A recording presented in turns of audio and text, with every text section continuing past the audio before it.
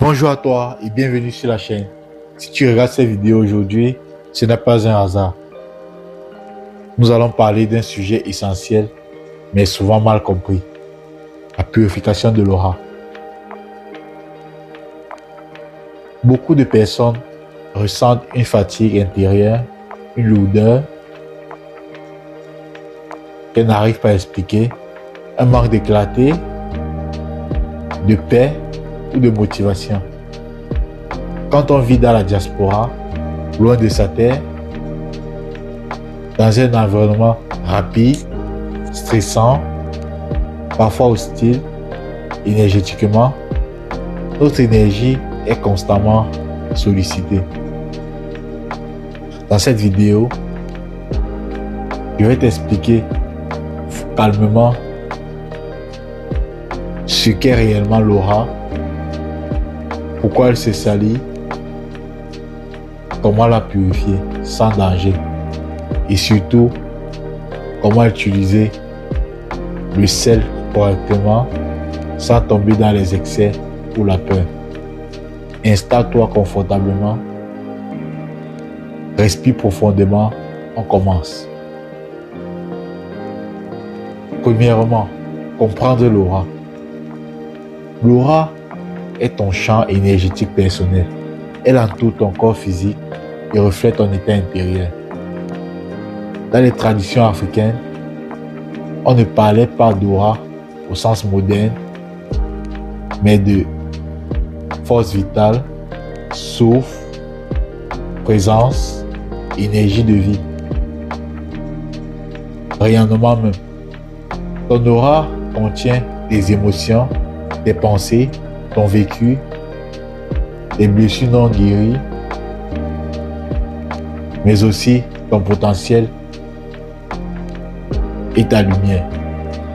Quand quelqu'un entre dans une pièce et que tu ressens quelque chose sans raison logique, c'est l'aura.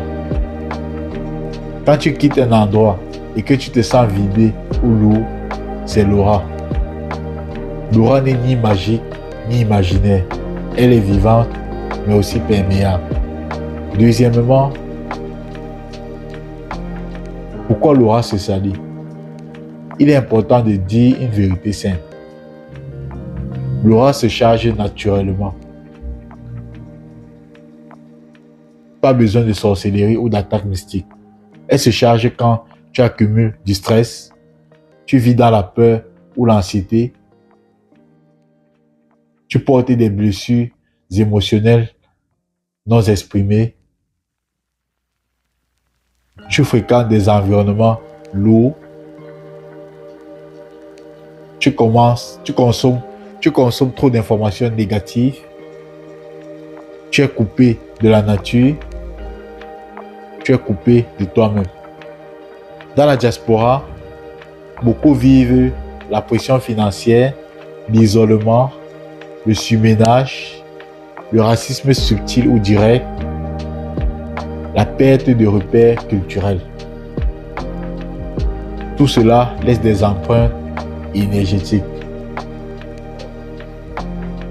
Troisièmement, les signes d'une aura chargée, je veux dire. Voici quelques signes fréquents.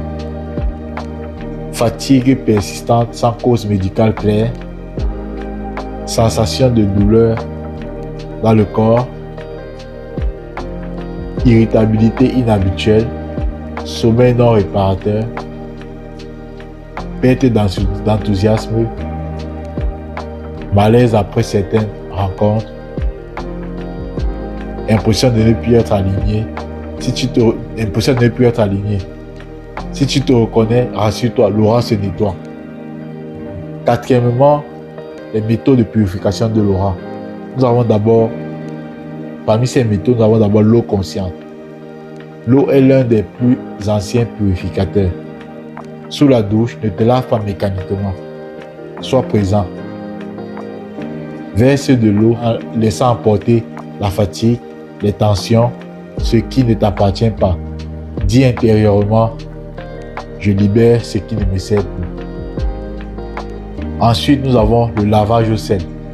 On ne peut pas parler de purification de l'aura Sans parler du sel.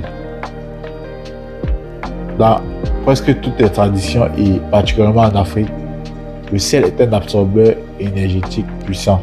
Le sel ne combat pas, il neutralise.